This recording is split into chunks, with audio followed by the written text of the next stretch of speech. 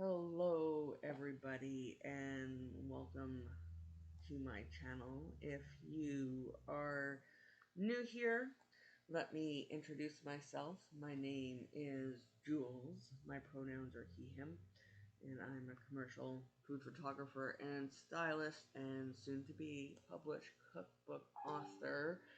And then every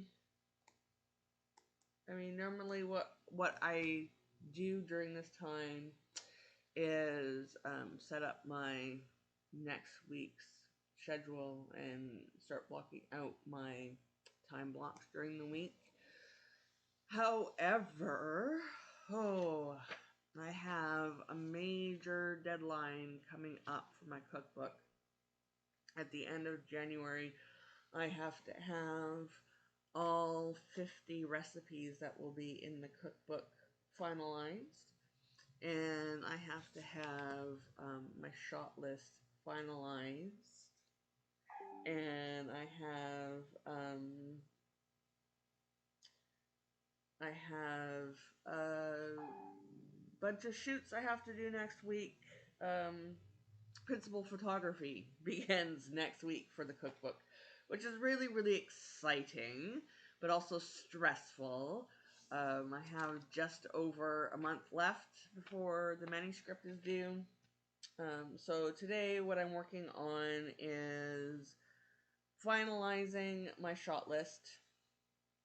And so I'm planning that today, the shot list, because I now have 49 out of 50 recipes locked down for the cookbook. There's one more that I'm pretty certain I have figured out. I have like 20 recipes that I'm currently choosing from for that final recipe.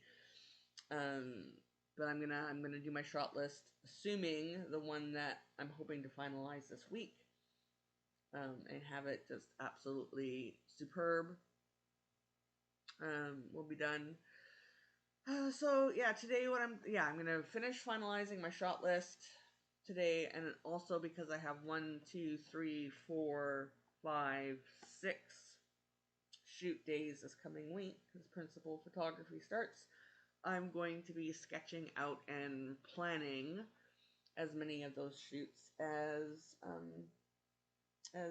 there's time for today during the 1.5 hours that we have together. So yeah, I will be planning in my Hobonichi Cousins is my project planner. There's like a section for my art exhibit that's currently happening, and then there's the cookbook planning that's done in this too. So I'm going to be primarily working in my Hobonichi Cousins today, as well as sketch paper or post-its, grid post-its that I use for sketching and for creating my equipment lists and everything. So why don't you all, and I'll walk you through this process as I'm doing it. So what are you all working on today? Let me know in chat. Let me know whether you're just going to be doodling or journaling, or if you have a project that you're working on that you're currently in the planning stages of. Let me know what you're doing. This week, the things that I have actually, aside from 1, 2, 3, 4, 5, 6 days of photography this week, I also have 2 recipe development days as well. So there's some days that I will be cooking multiple meals, or multiple things, even though I'm not shooting everything that I'll be cooking, and that probably doesn't make sense. You'll also hear my dogs. While I'm in principal photography mode for the cookbook, I have moved to filming my videos and my life plan with me's in my living room instead of in my studio, and my dogs hang out with me in the living room, obviously, so you're gonna hear them. And I think what I'm going to be doing is I'm going to be rearranging the days for these two shoots. Just because I have groceries coming on Monday. The groceries for this shoot, or for all these shoots, are being delivered on Monday.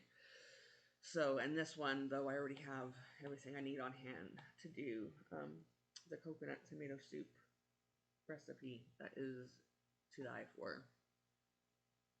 So I'm going to move that to Monday. It's also easy peasy, butter squeezy, like 5 minutes, done. I mean, there's more to it, but it's basically 5 minutes of labor into this one. So let's go to, this is where we need to be to finalize the shot list. I need my other pen. I need to go to my recipe list. I'm going to be switching back and forth between my recipe list and my shot list to figure out. I have about 40 more, 35 to 40 images that I have to shoot. I already have a handful shot, but now I have to figure out what those final images are going to be that aren't already shot. So, where I'm at this is shot. I'm doing that this week. Doing that this week. I'm doing that this week. I already, where am I? Chicken pakora. Sorry, but I am a little bit discombobulated. I had this really well organized, and then something happened where it's not all that organized anymore. The roadie I'm not going to be shooting because that's going to be part of a dish, part of an image with something else. Spaghetti sauce I may already have done. This one is a for sure. That one. Okay, I'm shooting this. I'm shooting this week. Effing good chili is a maybe. I might have something already shot that will work. Thai red curry, that's where I'm at. Oh, I do have to reshoot that because I know nothing I have is going to work for that. So,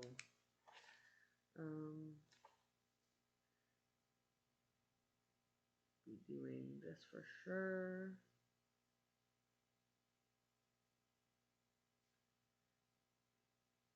Oh, would help if I was typing it. I always do that. Do you do that when you're talking about writing with your actual hand? Like verbally, do you ever call it typing? I do that all the time now. Now that it's very rare that I actually put pen to paper, I call the act of putting pen to paper typing. So, you know what, actually, and then lots of balls and soup. It's going to be 14, but what I'm actually going to do is, because I have to go, before I finalize this, I have to set time aside and go through, because I have a bunch of these that I shot years and years ago that may be good, but I have to see if they're still okay to shoot. What I'm going to do, though, is just quickly check off things that I know I don't have to shoot again because I have those shots. I'm doing that this week. I already have this shot. I may have this shot. I'm going to put it for a check. Question mark. This is a question mark. This is a question mark.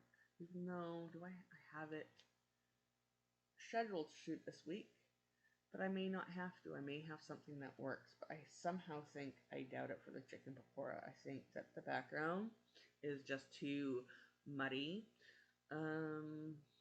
I know for sure this is a maybe. The dal stew is a maybe, but I doubt it. I think that was. I know these are for sure not.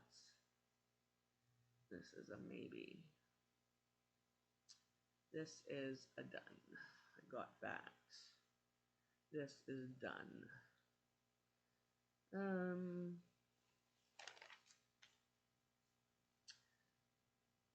you know what? This is a maybe.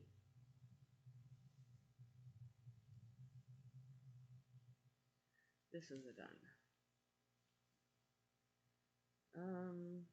Wow, I have a lot shot already. I have 1, 2, 3, 4, 5, 6, 7, 8, 9 done, which is a huge stress reliever for what I need to get shot.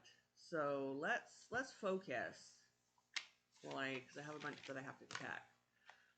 But let's focus on sketching out what I'm shooting this week.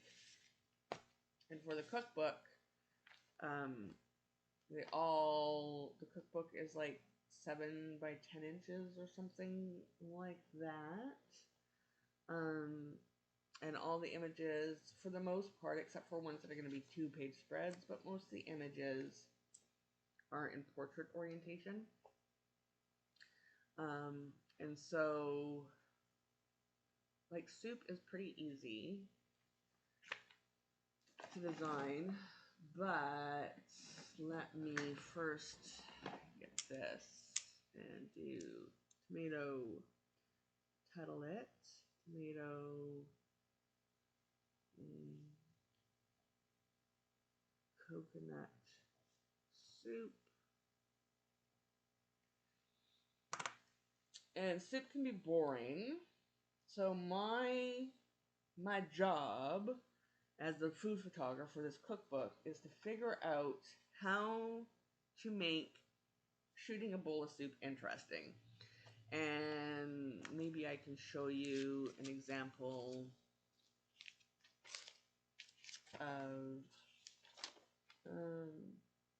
this is a way that this is it's soup. It's not a tomato soup. It looks like a tomato soup, but this is a soup that's going to be in the cookbook, and this is like the final image. And to make it interesting, because it's a farm-to-table traditional Dukkabor recipe, and to add interest to the image, so it's not just a bowl of soup, right? There's like the ingredients in a farm basket in the background. There's like some sour cream and cheddar cheese right here, because those are things that you add to the soup afterwards. There's a spoon. There's a soup with the cheese in it and some dill. So that's how you make the soup interesting. And this soup is easy to make interesting because there's a lot of ingredients in it. This Thai coconut soup, not so much. It is tomatoes, coconut milk, red onion, some spices, done. So that it's not like I can put something in the background that is ingredients in the soup to add interest to the soup. So, I mean, I could do a top down with a swirl in it. Let me just get rid of this comment. It won't let me do it here. I can do like a top down swirl on it. 1 second, I'm just getting rid of a spam comment. One day I will have enough people interested to be able to do a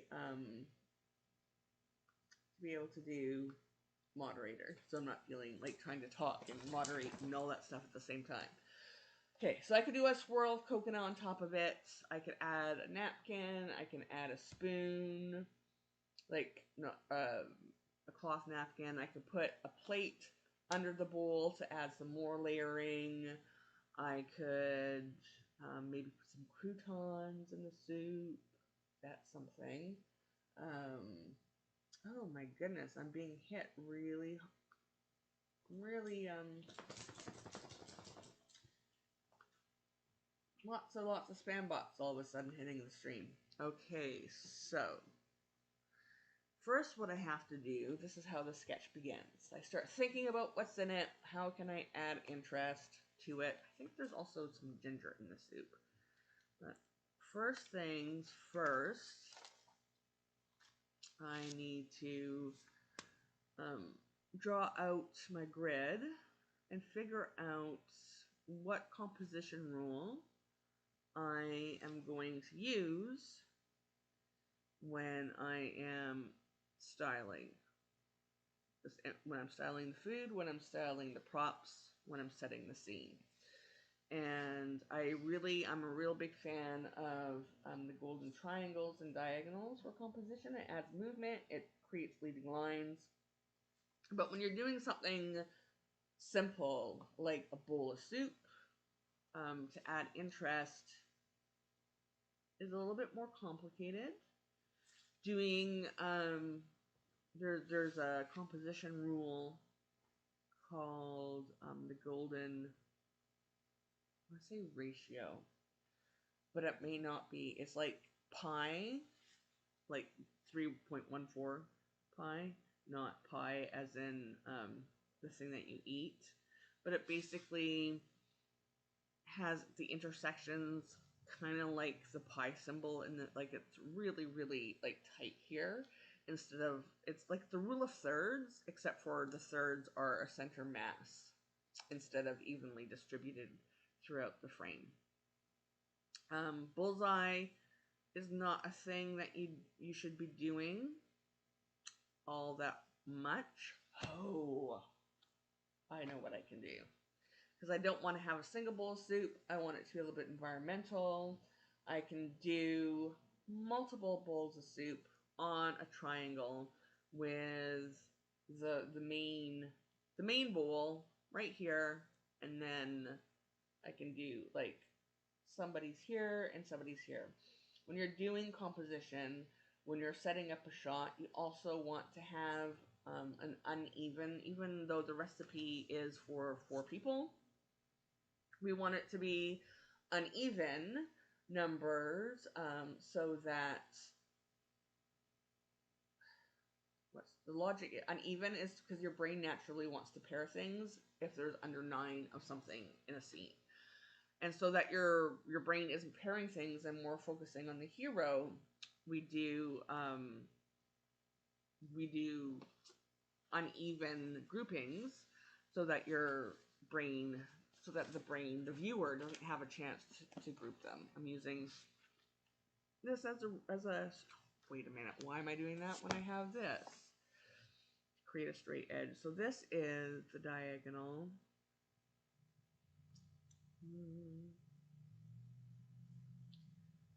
Add this diagonal here, because this is going to be one of the lines of interest, and then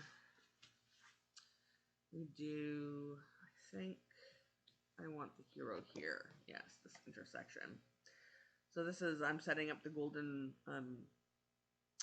triangles lines, and it's basically a 90-degree, so it's diagonal. So the golden triangles composition rule runs from, it could be a diagonal in either direction, it doesn't matter, and then you align at a 90-degree from one corner to that diagonal, and then from another corner to that diagonal, and it could be either way, right? And so where the intersections of interest happen are either down here, and that's where the hero's going to be, or up here.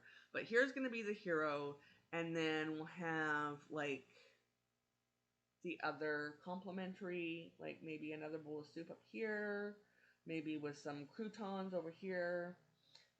We'll figure that part out afterwards, so it's not competing. But anyways, I'm just setting up my intersections right now, so I know when I start to draw. Come on, 90. Oh, this is getting interesting. I'm overthinking it all of a sudden for some reason. There we go. That. that's it. So just do some little dashes here. And then the other 90 intersection is up. I mean, why is my brain all of a sudden like, I don't know how to do a straight edge. I don't know how to find the horizon. But we will do this. I'm overthinking it. There we go. There we go. And let's just do some dashes here. Create that line to this intersection. So yeah, I could place the hero, the main object, either here or here to complement. And this is a 2x3 grid, and that's what I shoot at, is 2x3 in raw. So I'm gonna have like a plate right here, and then the bowl, and then the soup in it with a swirl on top of it, and then we want the leading lines. We could do a napkin here, kind of thrown in. Don't need to put a spoon, and that's the thing. Sometimes people think you have to put cutlery in the dish or in the scene. You don't have to do that. And I think,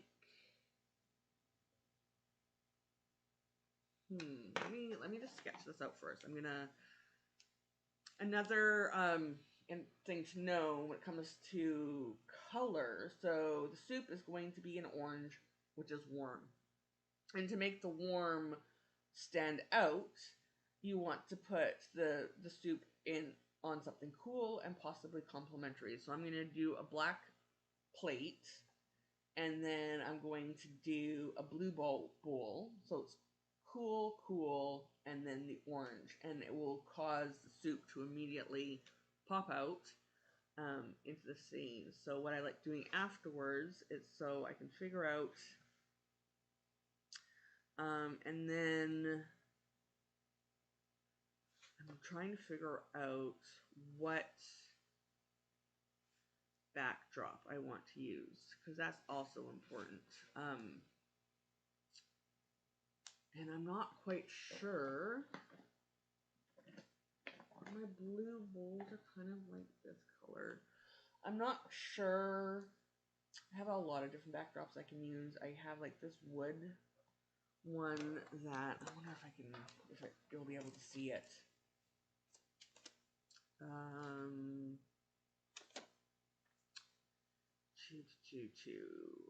Here we go. It's in here. I'm gonna see if I can.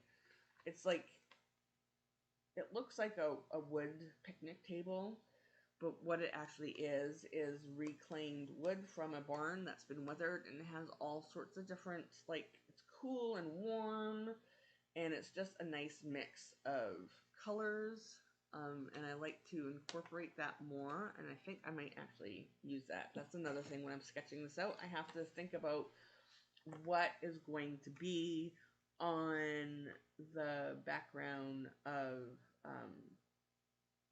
the image. What is everything being set up against, and then create layers from that. So do I want to go cool and then warm with the napkin, and then cool, and then warm? I don't know. The backdrop is a bit like the wood one that I'm thinking about is a mix of cool and warm, so that could go as well. These are all things to consider. I mean, this bowl is not going to be exactly perfect, but it gives the idea.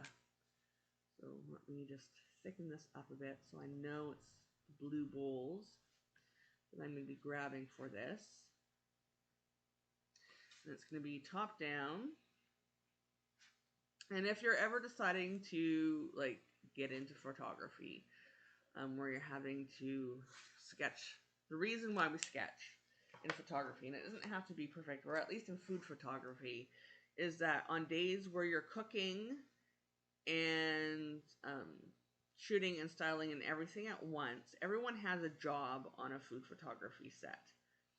And so these sketches, it acts like a storyboard before doing principal filming on a movie set or a television set, or before doing the animation for an animated movie.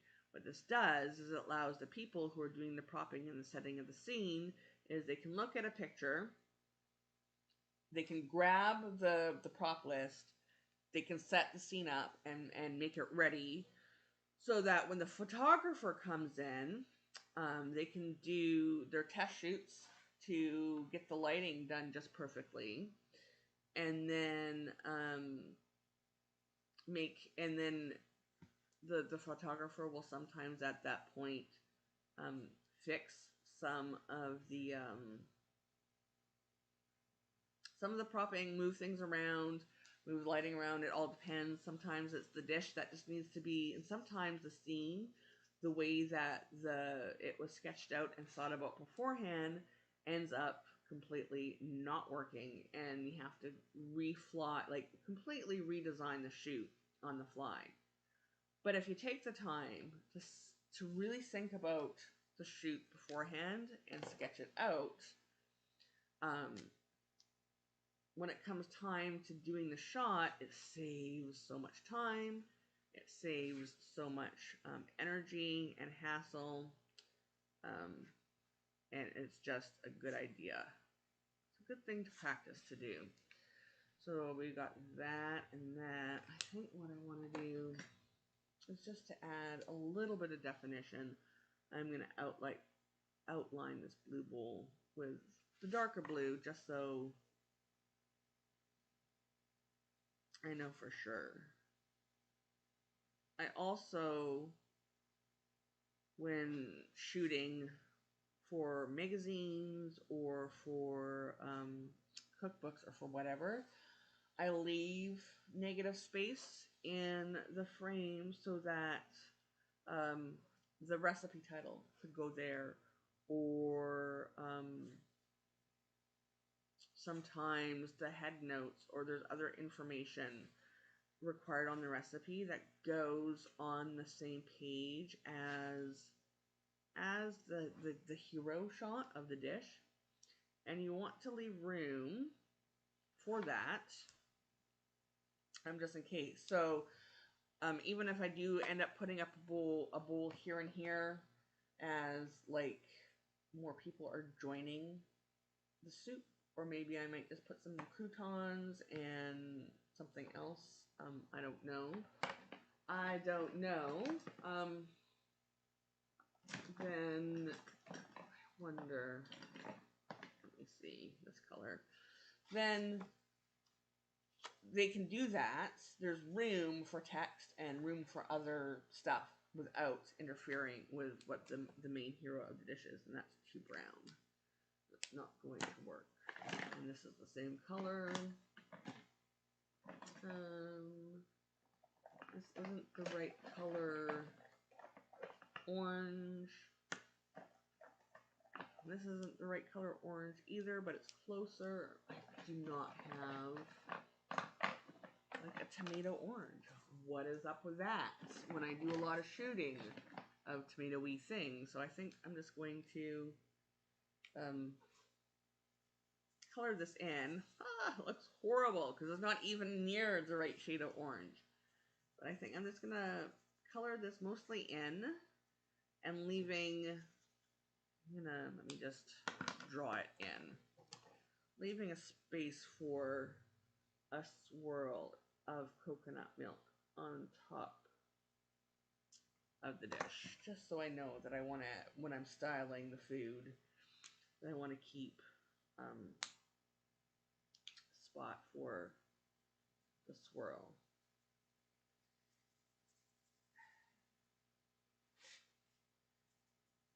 This is kind of tedious, but as I said, it makes spending the time to pre-plan your shots, especially when you have so many shoots. I mean, there's no way that I would be able to shoot 35 to 40 images for this cookbook in a month and a half. If on my own without an assistant, where normally this would have multiple people on the set, but for a variety of reasons, including Rona being a visitor, I'm having to do a lot of this without an assistant like I normally would. So, and then this napkin, I think I'm going to use my like ivory off-white napkin because it's another little bit of warmth off of the pool. Yeah, do that. And then the question is, do I really want to put any more soup? Or like, what do you normally, the soup is like it's like a pre-meal. Do I want to maybe put some tomatoes there? I might actually, you know what? I think I'm actually going to do that. Do I have red at all? No. How is that possible? I mean, this is a kind of a red, but it's more of a purple than it is a red. How do I not have... Oh, here we go. This one's better. Yes, okay. You know what I'm going to do? I'm going to do... I think I'm going to just do like some tomatoes right here. Do a grouping of tomatoes. Be like, hey, here's some tomatoes. Even though the recipe doesn't call for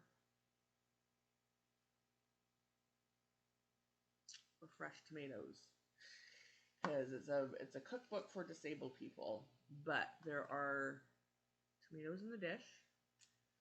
So, and then let's see a little bit of green center here. We'll see. I have some tomatoes coming in my shopping tomorrow, and we'll see if they do. Yeah, let's do a grouping of tomatoes.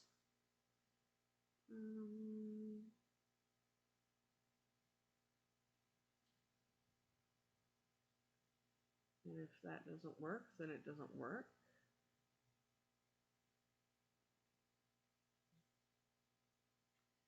And then let's do, I'm going to make some homemade croutons, I think. The soup with croutons is pretty great. And croutons are also warm, so I think I'm going to do, what color do I want? I think I'm going to do a blue bowl, or a blue plate. Where did I put that color? Here we go.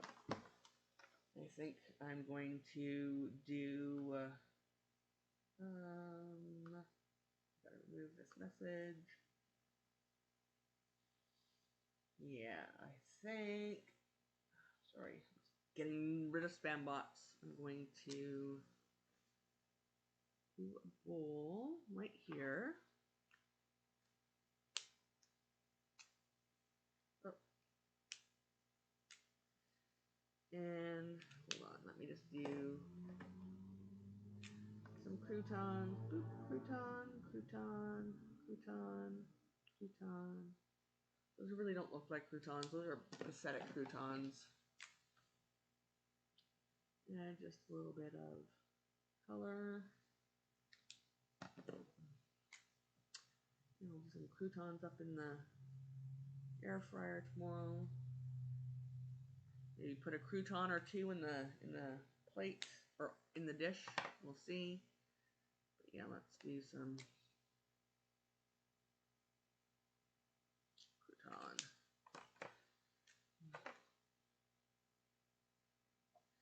And then what color for this is like, do the slats. So I just know that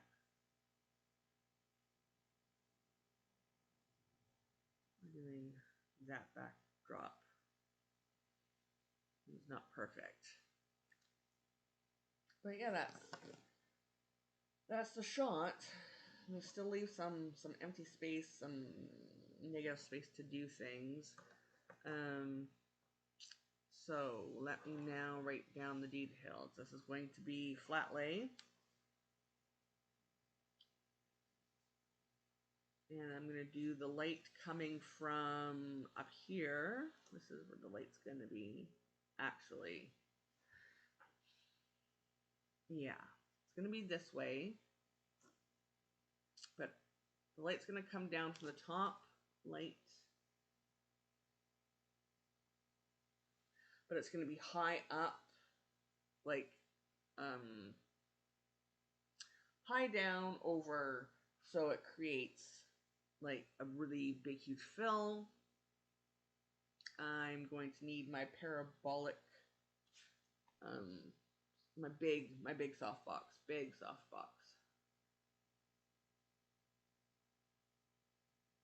And the lighting needs to be down like at 45 degrees. 45 down. 40 lighting. High, and 45 degrees. These are all notes you have to make to yourself, and that will create like a midday feel. It's like this is a good afternoon snack, is what that will tell.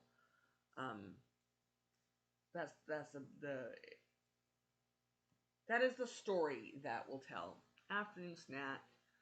It's gonna be similar lighting to this bowl. It's big, it's like soft, it says midday. And so yeah, big, soft, midday. So I'm just gonna make a note here. Big, soft, midday is the story that we're telling. So now I need to make my equipment list because of that. So equipment.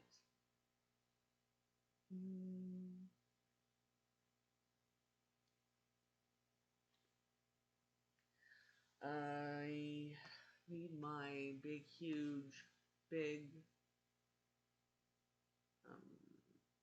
do I want to use though my parabolic dish? I think I want to go with my parabolic. Big parabolic softbox.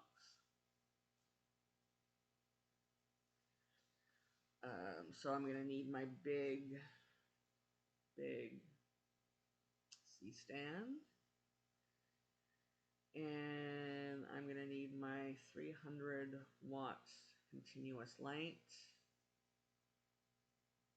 I could do flash, but with continuous light. And so there's a tricky thing that needs to happen here. So that my camera doesn't cast a shadow onto the scene. And this is why I need my big huge parabolic dish. Because the bigger the light source, the softer the shadows, the more even the light. You don't get big huge fall off. It's just more even lighting. And it tells the story that I want. And normally this wouldn't be a problem because I could have like the parabolic soft. If I was doing like a diner's perspective or a 90 degrees, then I don't have to worry so much about the light competing with where the camera is placed. But because my camera is going to be over top of the scene, and so is the light, I have to situate my camera and the scene, and the lighting is such that my camera and the C-stand that my camera is going to be on, the one that's currently above that, is not going to interfere. None of that is going to interfere. Like, my camera and my C-stand is not going to cast a shadow onto the scene. So that's another thing I have to keep in mind as I am setting up for this shot on Monday. Big C-stand, and then black C-stand for the camera. Might have to last minute change the light from coming from one side instead of coming from behind, but coming from the top. I mean, that says midday. This is morning. This is midday. This is like evening. So that's how that works. You think about the clocks on the hands, and the lighting tells stories about time of day and place in a scene when you're doing food photography. I need equipment. I'm going to need some reflectors to bounce some light back into the scene. Reflectors.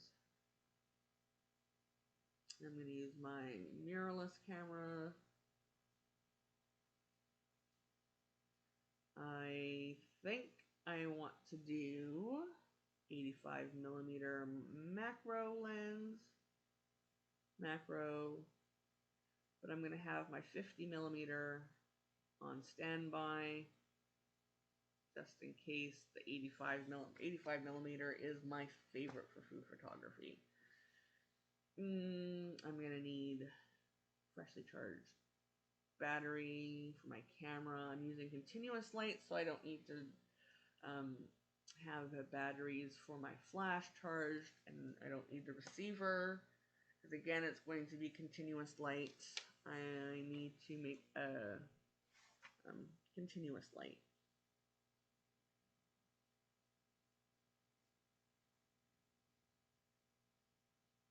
It's important to have that note on here.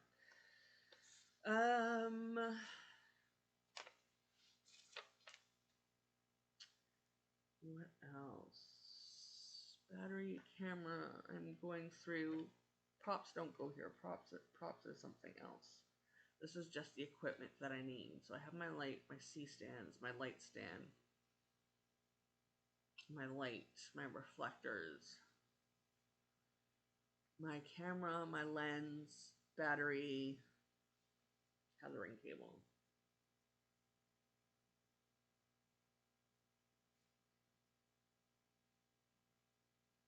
Need that because I shoot tethered. I'm going to get back to that in a minute, and now let's write out my props.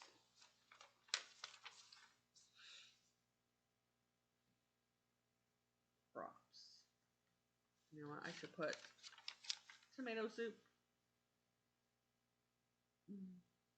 Tomato soup. That way I know what shoot this is for. Props. Tomato soup. So, my props. I need my barnwood backdrop. My antique white linen napkins. I need my iron. Oh, that is equipment. I have to iron my napkins. So iron and ironing board. I am going to need paper towel. And that is, so after you put the spoon in the bowl, after you put the soup in the bowl, I mean, there could be splashes and stuff up on the side, and to get rid of that, and it is important. The brand in this case actually matters because it is linen free. It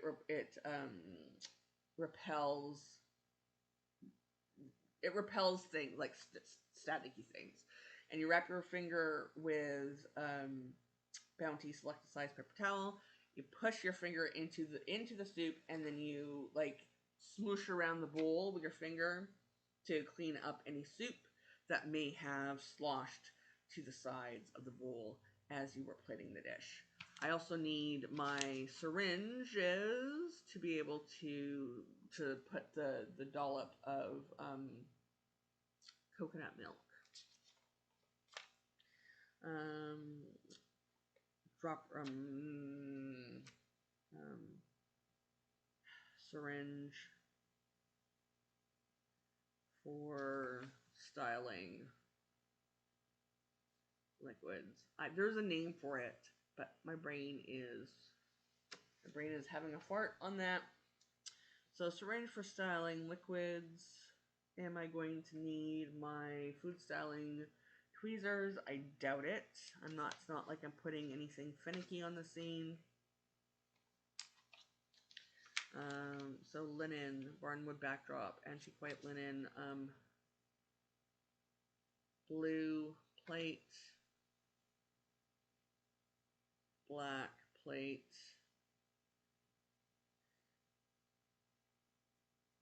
blue bowl. Here's a secret. So that you're not using a whole bunch of food, especially like soups or whatever, when styling a food shot, you put a smaller bowl upside down into this bowl, and then you put the soup on top of it, so you need far less soup, and it fills it up quicker. You do that the same to make mounds of rice or whatever. And so I need, that is a prop, even though you don't see it. So upside down white bowl, and that lets me know that it's for the soup. Blue bowl, white bowl, croutons.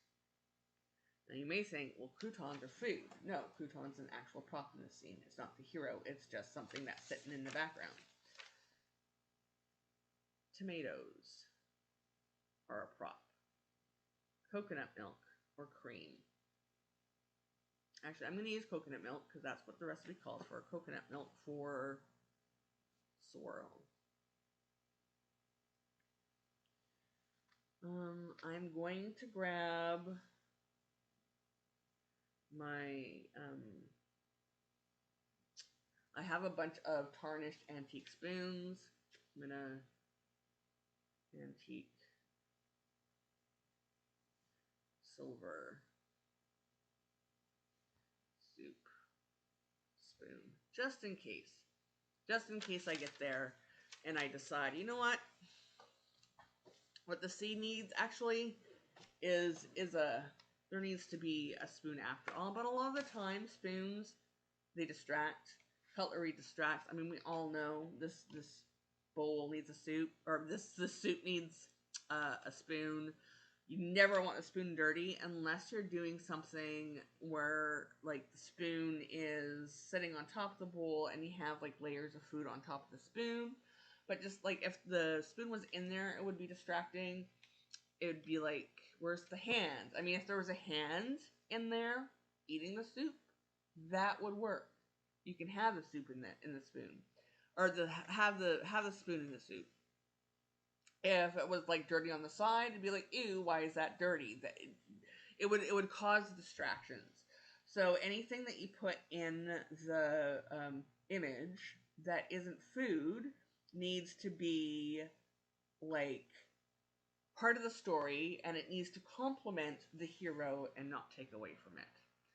So that's why I have a spoon as a backup, just in case I decide, you know what, a spoon is missing from this. But yeah, I think, and I'll have more time to think on that shot. But I think that is, I mean, that's the shot that for the soup that I have to do on Monday. So props and food, equipment. Where do I have my sketches? Did I not? Oh, I know where that is. Wrong journal. Let me grab this one. The actual sketches go here. And that is all there together. I'm going to put it on this side So that is ready to go for Monday. Okay, that's Monday shoot planned, sketched, ready to go.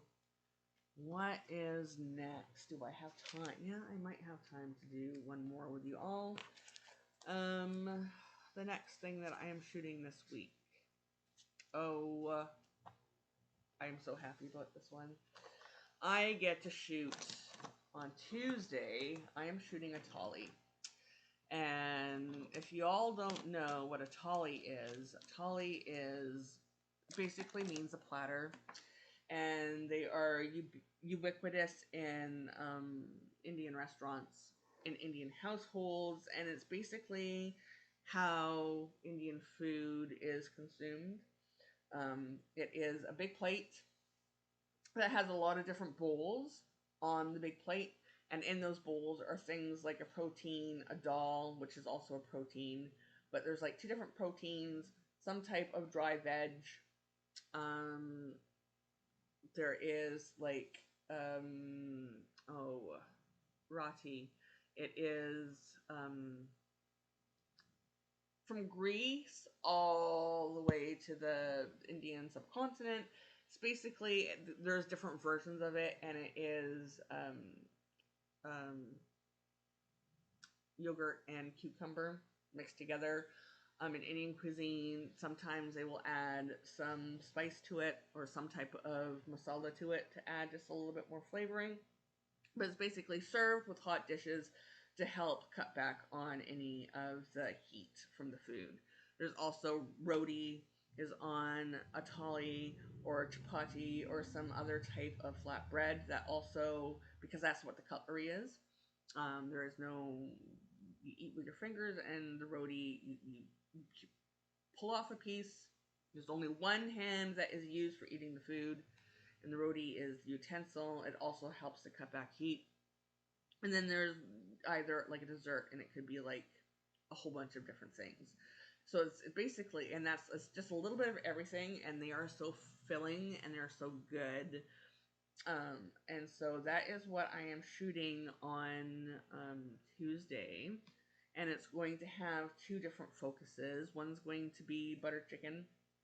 So, oh yeah, rice is another thing, and a lot of the times it is jiru rice, which is, or jeera rice. It depends on what part of India you're from, whether you call cumin jiru or jeera. And it's basically rice that is cooked with whole cumin seeds. And so, yeah, the thali that I'm shooting is going to have rice, a container of butter chicken, even though butter chicken is a dish that is the result of partition of India and Pakistan, and is not an actual traditional, like, forever. I mean, there's a long history when it comes to butter chicken, but it's not like this dish that has lasted, like, been around forever. There's a really interesting story about butter chicken that's in the cookbook. And then makhani, or makhani, I'm quite not sure how to pronounce that. It's a dal that I love that is a vegetarian version of butter chicken that has invented by the same person with the same history.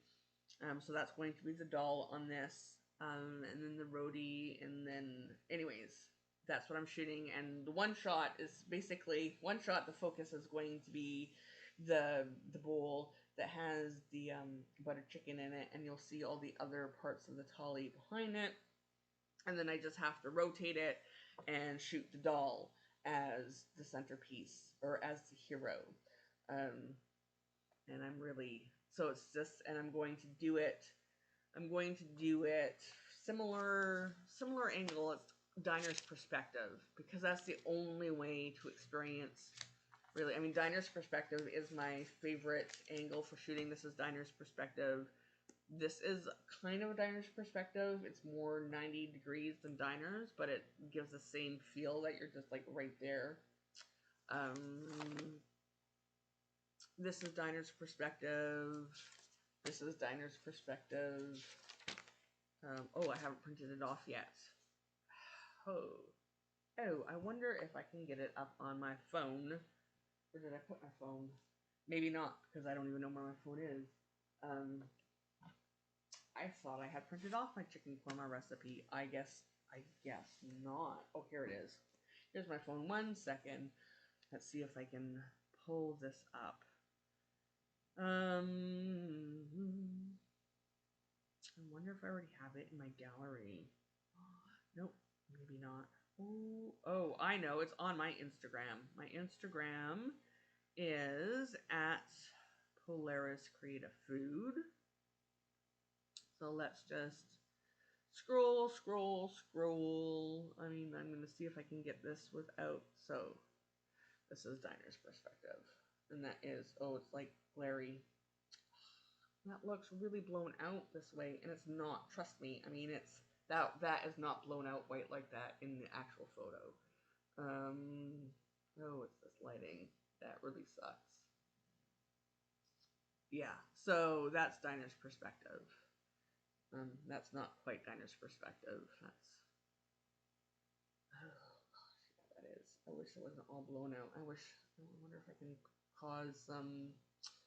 No, it's gonna do the auto white balance is the problem I have, or I have it on auto exposure right now. And so the camera is like, ooh, I need to blow out those whites for some reason. I don't understand why. So yeah, this is Dinah's Perspective as well. So that's the only way. I mean, that's the way you get people hungry, is if you make them feel, when in food photography, is when you make them feel like they are sitting at the table and the food is right there in their face. A lot of images you'll see on social media that aren't used for editorial purposes, like in a cookbook, are top down, and it causes the viewer to be removed from the food. It's impersonal. It's not how we as people enjoy food. Like, we sit down and then we look at the food and then we start to salivate. And just even thinking about shooting this dish, I'm literally salivating right now. And that is part of the problem with being a food developer, like a recipe developer professionally, and a food photographer and a food stylist. Is there certain foods, like, I just have to think about them, and it's the Pavlovian response. It's a real thing. I was watching a cooking show the other day, doing some research on they just rebranded themselves from let me get my one. They just rebranded themselves as Wondrium. Yeah, so I was watching a food history show on Wondrium, doing a bit of research for another project, and they were doing some North African Mediterranean food, and as they were talking about some of the ingredients before the cooking even started, they were just going over the ingredients that they were using. And because I know food so well, and I know how amazing those ingredients were going to taste once they were all tempered and mixed together, just instant hunger. Okay, yes, that's what's happening right now. Back to this. I've been waiting to shoot this for so long because everybody needs to experience thali, a thali platter, in their lifetime. And I was very, very lucky to grow up around a lot of Punjabi people, both from India and from Pakistan, who immigrated to where I grew up in the Cowichan Valley, as a result of partition of the Indian subcontinent and political strife. And so, yeah, I hope everyone at some point in their life gets to experience thali, because your life is not complete without it. So I'm gonna call this. Wait, is it still on red? Yes. So butter chicken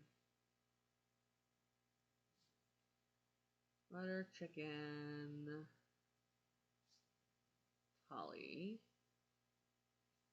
because that's going to be the focus of this first shot. It's 2 shots, and basically it's the same setup, but it's just rotating It's like, boop, we're going to rotate the tray. Problem is the table I want to do the shot on. I recently moved my studio from the top floor to the ground floor, and there are some things in my studio that have not been migrated down. And so, oh, I have the sketches there. Wow, why did I put it? It's fine, whatever. And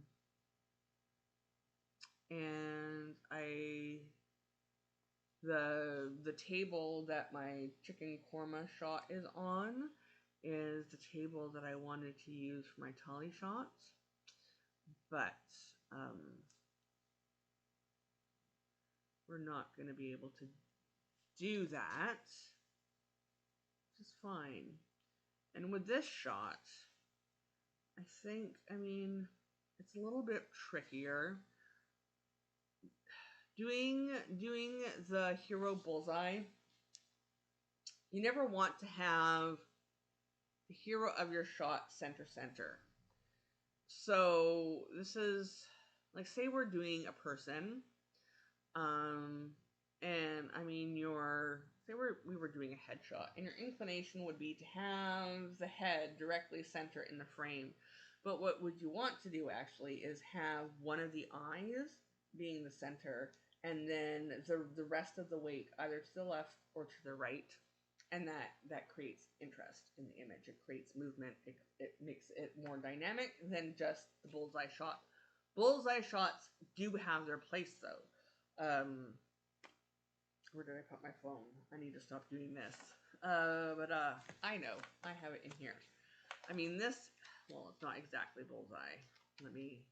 So yeah, this one, I mean, the center line is right here. And so even though this is like centered, the weight of it is below the center of the image. But if we get to, I mean, this is a bullseye center, but then there's things around it that create interest in the entire image that causes you to scan, where you're not just stuck in the center. But I do have, how did I lose my phone? Here we go. Let me go back to my Instagram for a second, and let me go to, so this one's bullseye. I wish it wasn't like blowing out. My camera's like blowing out and creating like highlights where there aren't any, and it's really, that's bullseye. But then there's things happening in the bullseye that create movement and lead the, I really wish you could see this. Polaris Creative Food on Instagram if you want to see the shot without it being blown out and terrible and looking like a piece of poo-poo. And then you can see what I'm talking about. There's things inside that bullseye that are creating movement and leading the eye around, and so it's not like static and kind of boring. So this is what I need to do with this tally. Is going to be, I think this is where like the golden ratio comes in, which is like kind of, this is where the third intersections kind of happen. Not exactly right here, but it's kind of right here. So what I'm going to want to do is, I mean, it's going to be diner's perspective. So the plate is going to be, I mean, you're going to be able to see a lot of it, but it's going to be more oblong, oval instead of round, and the perspective is going to be such where, yeah, it's not, you can see what's on there, but then you can see, like, it creates dynamics, there's a dynamicism, there's a word like that. But anyway, so we have my tali platter, which I might have just a little bit off frame. We'll see. Do I want anything in the background? I might, like, Normally there would be like chai tea or some other beverage in the background. I don't know that this shot needs anything in the background, because everything, I don't want anything to distract from what is on the toddy platter. So where these 4 points are, so I have to think this out. So there's gonna be the rice, the curry chicken, and curry is not a spice. For those who don't know, not know, curry is actually a method of preparing. Curry means to be cooked in gravy or in a sauce. So the curry, and it's a wet dish.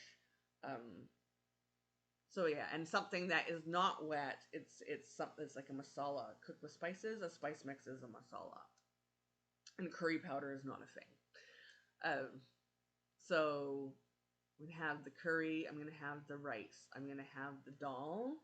I'm going to have the dry vegetables, which is going to be a mix of onions, cucumber, and tomato chopped up. I'm going to have the yogurt and cucumber rati. I'm not going to have a dessert. I should, but I don't know what I'm going to have for the dessert because I wasn't able. I mean, I could cook something. I might have a dessert, maybe. And then the roti. I mean, you want to keep an uneven amount of things on here, so I either would have to get rid of veg. No, because the veg is important, and so is the yogurt. I mean, people don't understand that having that yogurt is really, really important because it's a heat thing.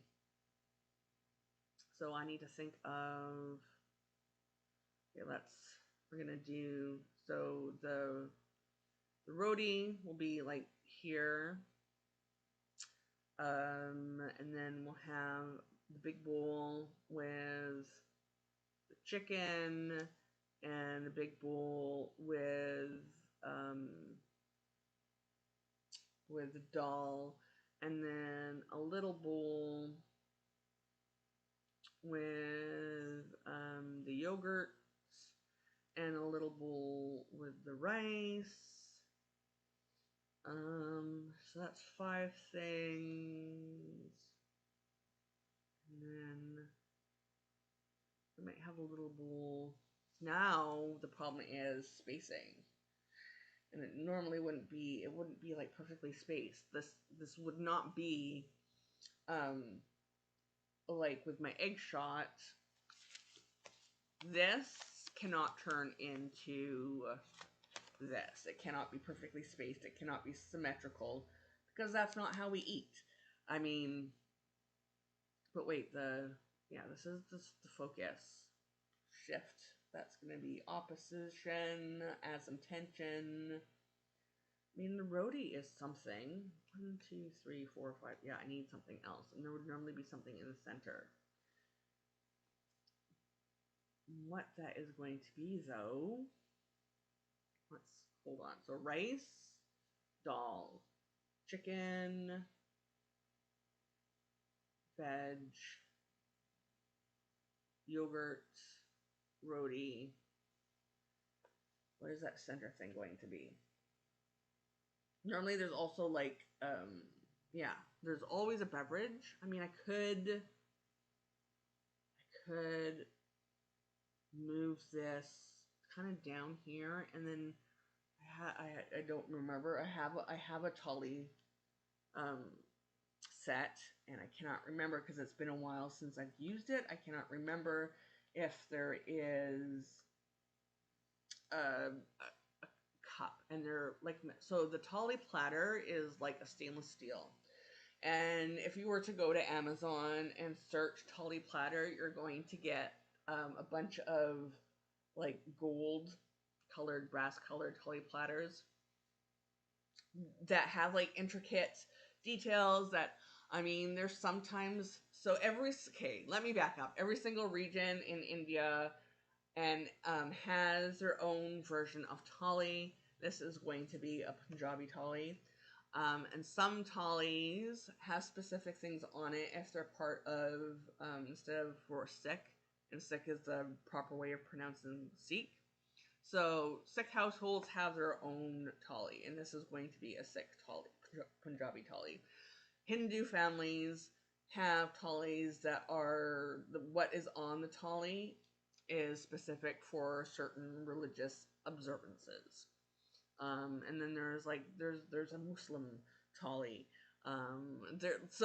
And every state within India also has things that you would find that are ubiquitous to a thali, to this platter of food that are part of it. So in Punjabi households, and if you were to go to a gurdwara for either like they open up and they feed the community every single Saturday, or if you were going to go to a Punjabi Sikh wedding, or any other things that happens in the gurdwara, then the thali is typically served on stainless steel platter. A lot of the time, some of them you can get like the thalis that are like with the microwave trays, but they're plastic, that have all the little like compartments in it. You can actually buy thalis that are stainless steel that have those compartments, and that can be a thali as well. But there's also the thalis that are more commonly found in households, in Punjabi Sikh households, that are a stainless steel, big huge stainless steel platter, and then a stainless steel cup, and then a lot of stainless steel bowls of various sizes, depending on what gets put in the bowl on top of the major platter, and then you have like the roti thrown on there, or chapati, or whatever.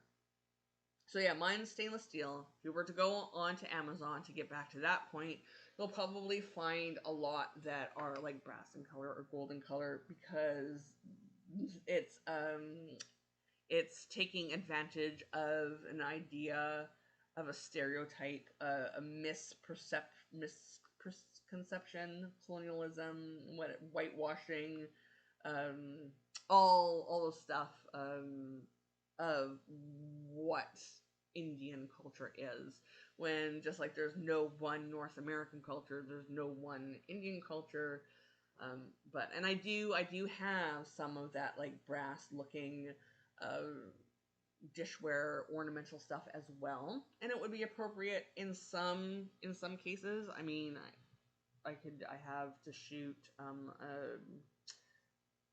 bunch of things, but this is typically, because this is a Punjabi thali, this is typically how it is. If you were to go into Punjabi household, it would be stainless steel. And the trick with the stainless steel is, again, the lighting, reflections. You don't want to have harsh reflections. They will cause blowback. But I think with this sketch is going to be one of those things, because of the diner's perspective, because I'm not quite sure. I mean, maybe these will be all grouped in such where I all this part here gets moved to the back to make sure that the curry that is the hero is the actual hero, and all of this stuff in the background isn't distracting. The roti needs to be in the shot. I might even pull the roti into the front of the shot, or have it ripped up in pieces, because roti, I mean, you eat with one hand, you talk with the other hand, and you don't ever mix up your talking hand and your eating hand. So I think for the thalis, because it's going to be, again, something that I feel, but I still need to have a basic idea of what the shoot's going to look like. I have to pick my background, because it's stainless steel, which is kind of like, I mean, it's really, the problem with grays is that gray can be both cool and warm. It depends on what is, like, how blue or how not blue a gray is, right? This is a cool gray, this is a warmer gray. This is warmer still, or neutral, cool. Oh, actually, this might be a bit on the cool end. So everything that's going to be on the tolly is warm. The tolly is like a neutral in between like a cool and a warm, so it will still have that rule where you want to put warm things, like warm toned things on top of cool things to cause them to not escape the image. My brain is having a hard time translating like my French internal monologue into an English maternal or external monologue, to have it like jump out at you from to like have it pop. That's the word I'm looking for, pop. So you want to put warm on cool to have it pop out of the image. So we're going to be going or neutral, and the gray is the tolly is the neutral. But we want to add some layers, so we're going to go warm, cool. That if I put the cup out here, that's going to be a cool. I don't even have to fill it with anything because it's going to, the perspective is going to be such that, I mean, I could put tea in there and make it look like chai masala, but not actually make chai masala. Because that's not the hero, that's not the thing being sold, so I could put anything in there. It doesn't have to actually be chai masala, and I would not be running afoul of truth and advertisement laws. So now I have to pick, though, the background. And I really wanted, I wonder if I have it somewhere else in here. I really wanted to use my wood table. It's like a dark, rich, warm brown. It complements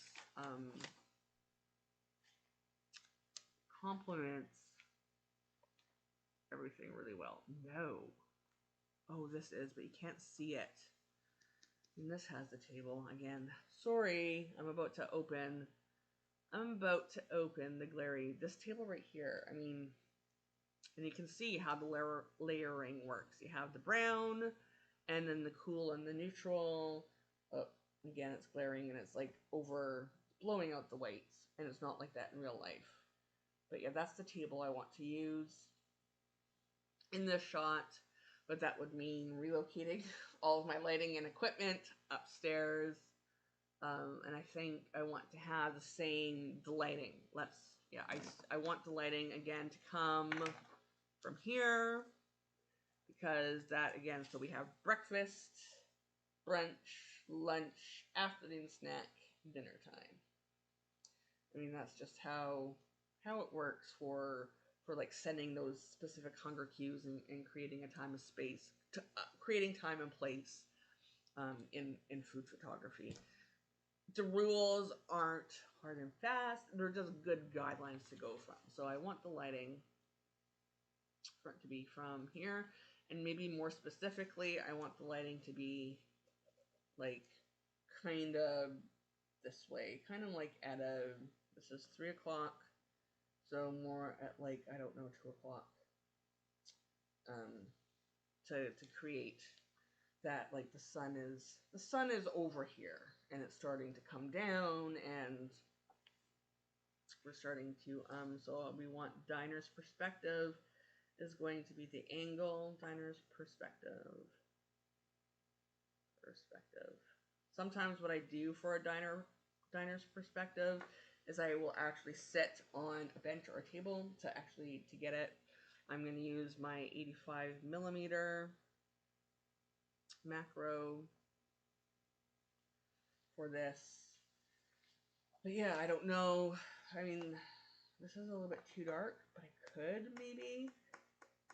So this is my coffee table right now. And when I ordered this coffee table, I ordered 2.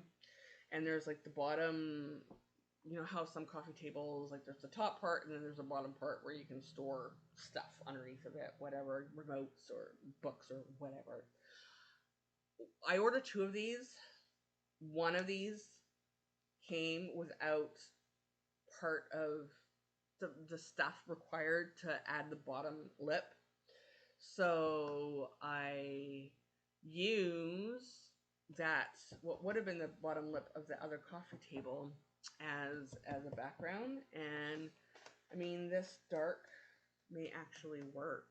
I may use this brown. So let me just put, let me see, do I have like a dark chocolate brown? I'm just gonna, see, that's the real color I want. That's the, oh yes, I'm in a household that is home and warm and it's not fancy.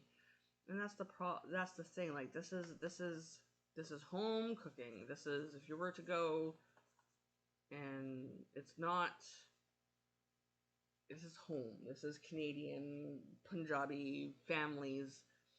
um, Punjabi families from around the world. This is their home. And so I need it to feel like home. So I may be able to light this table in such a way that it brings up, I mean, the lighting right now, that it brings up the warmth, because even though it's a dark brown, there's actually quite a bit of warmth in this table. So let's go to equipment list. And then, yeah, I would just have to, like, reset, like, spruce up the doll. But this might actually work for the table, if I can get the grain showing. I mean, you can kind of see the grain, right here. I need this warmth. This is a little bit too cool. I need it to be warmer. I need like this grain to be showing up in this warmth. But we'll see. We'll try this. And if it doesn't work, then I will have to figure it out on the fly. So let's go with equipment.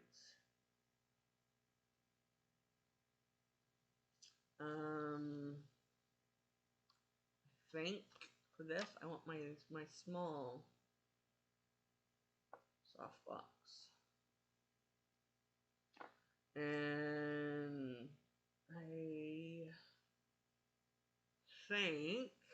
I think, but I'm not sure, I'm gonna try,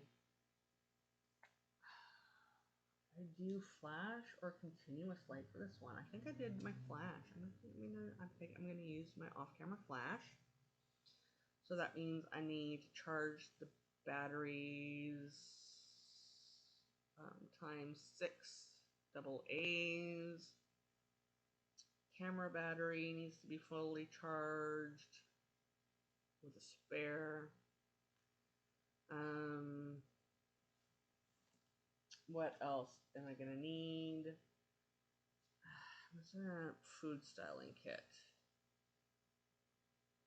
I'm not going to, like this one for sure. I mean, here. So this is an important part of food styling kit. They are tweezers, typically used for like fixing watches and electronics and what have you. And there's different angles, but these, and you may see, I mean, other YouTube planners use these. I mean, I've started to as well, but this one for stickers because they work. But this is like all these different angles have different jobs in food styling, so you can like very fussily place the piece of cilantro so it's just exactly right, or the piece of dill, or whatever it is that you are putting on and styling on set. So, but I have a toolbox. It's actually a fishing tackle box, but it's a toolbox that has things like, you know, the triangle wedge makeup sponges. Those are used to prop up things. Museum putty is also a thing that is used to just add like a little wedge underneath of something, so that like if the light isn't playing just right, if you just, so like we have a lot of glare, and if I were to like take a little bit of museum putty, I could like slightly fix this so that it eliminates some of that glare without having to redo the whole entire setting up the scene. And if I was shooting from an angle that wasn't top down, you wouldn't notice that this is just propped up just a little bit to knock back some of that glares. There's like tweezers. Already said that chopsticks are also used for like placing food on a scene. Like syringes, test tube. I mean, it's full of stuff for the food styling kit. And when you're doing something so elaborate, like sometimes you need to take tweezers and properly place grains of rice so they look separated and clean and photograph well. Food styling is really, really important to food, and food stylists do not get enough praise. I need my flash.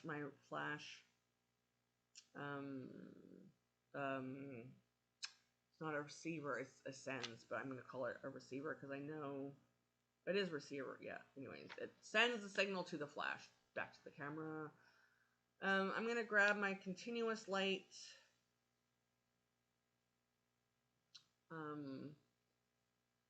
Just in case I want to move from flash to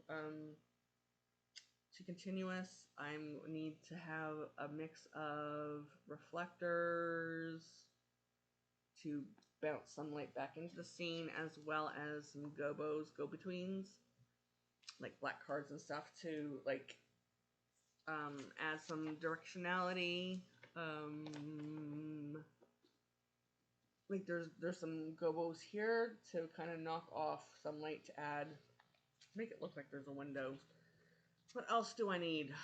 No cutlery. No, I'm not using any napkins. So no ironing boards. I think, I can think of it more, but that's starting of the equipment list for the Tolly. And then props. And props include food and food photography. How much time do I have left? Ooh, we're almost at the end of the stream here. So let's see if I can quickly run through the props for the shoot before I sign off for the day. So I'm going to need the big Tolly base. I'm going to need 1, 2, 3, 4, 5, 6. Okay, so I'm going to need 2 medium Tolly bowls, and then 4 small Tolly bowls, and then 1 Tolly cup, brown table top surface. I'm gonna need roti. I'm going to need sliced. That's the word, like wedged. There we go, wedged tomato, onion, and cuke. I'm going to need yogurt. I'm going to need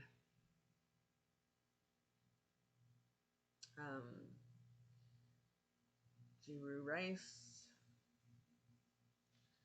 I'm going to need yogurt, veg, the dal, and butter chicken. Because at different points, one time they play the hero, the other time they play a prop. I'm gonna need to make some chai. I don't know if it's gonna be masala chai or just chai with some milk in it. Roti. I'm gonna put a dessert with a question mark because I have to see what Punjabi dessert I can quickly make. It may even just be a bowl of mango. Do I have frozen mango? Mango or pineapple? Mango or pineapple, or a mix of both. So there is this Punjabi restaurant in town called Pooja's Kitchen, and she does these drinks that and it's a popular drink. It's like yogurt with fruit and some spices, some masala in it. And she does one that is a mango pineapple mix that you can also order as a dessert. But that is, I mean, it doesn't have to be anything fancy. I mean, some people also have like a chutney would also be maybe on a thali, but I'm not going to do a chutney. But the mango and pineapple, I can actually pull that off because I just have to get that frozen. What else do I need for the props? I think that is everything. Yeah, so that is Tuesday's shoot. Let's put that in here as well. I mean, I do have but it's not, I mean, it's next week, so I need to move it into